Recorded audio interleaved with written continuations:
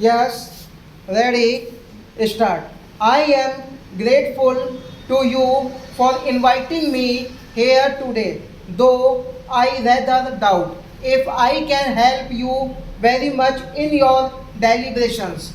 All I can do is to encourage you and to express the goodwill and the earnest desire of the government to see that science flourishes in India and scientists have very opportunity to do good work. My friend has surveyed the field of our work here fairly comprehensively what has been done, what is being done, and to some extent what he hopes will be done. Largely, I agree with what he has said. A little more that than 5 years ago, we passed the scientific policy resolution. I was reading it today and I felt that it was a good resolution. If we had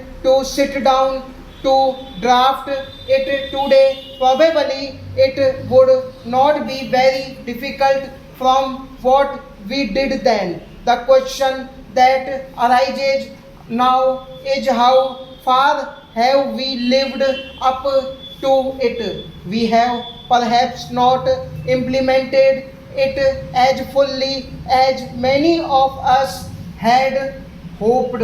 I think there is a general apprehension in India of the importance of science and technology. Its importance is to no doubt growing in our universities and special institutes.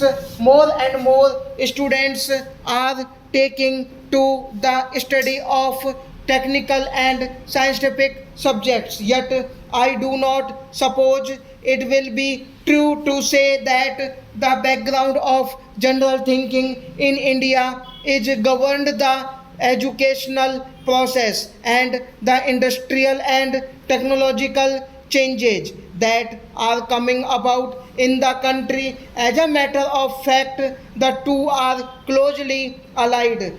There is one criticism that is often made about the financial resources that are made available to scientific work. Although we are now spending more on scientific work than previously, it is, I suppose, true to say that we are rather slow moving in that direction, and some of our scientific work has suffered because of lack of money. Some months back, a committee was appointed, I think, with Dr. Baba as chairman to look into this matter and to recommend what more could be done to help scientific research, and also where it is possible to economize the subject. Object of that committee was really to encourage useful and profitable expenditure for scientific research. We did not want merely to say that so many crores of rupees would go into scientific research, but rather to have it examined how it should be done. That committee, so far as I know, has not yet produced any report or recommendations, but I wish to assure you that in spite of our very considerable difficulties at the present moment because of the emergency and for other reasons, government will not hesitate to supply more funds for scientific research provided some kind of a reasoned approach is made. It is not enough merely to say give more funds, but if it is explained where more funds are required. I am sure that I have in fact been told by our finance minister that he will certainly meet such demands wherever necessary. Ultimately, it is the educational apparatus behind all this that counts, especially universities and specialized technical institutions. They are growing. I hope they are growing both in quantity as well as in quality, and behind that again the general level of mass education is also improving during these days of emergency when very considerable defense burdens were cast upon us. We decided, in spite of those burdens, that we must not slacken in our efforts at development, because such a development was itself basic to strengthening the country.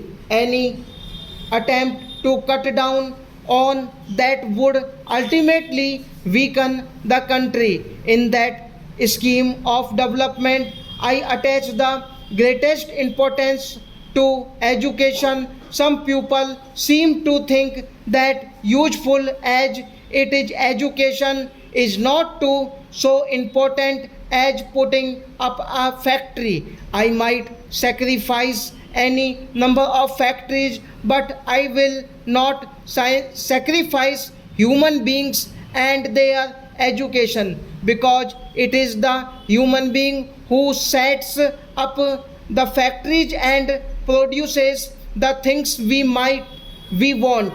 Factory by itself is very useful and desirable, but unless it makes that impact on the human being, it will not useful. After all, what is our purpose in life? There are certainly many purposes: raising the level of living and all that. I would put producing good trained human beings as the main purpose. It is the trained human being that produces the rest.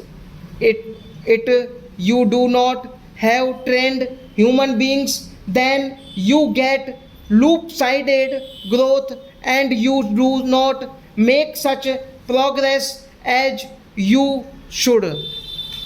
It is not merely technology you impart to the human being, but also rather kinds of training which enable him think and lead, that what might be called a good life. Science is most important, but it is not complete by itself unless you use the term science is a sense than mere technology. Stop.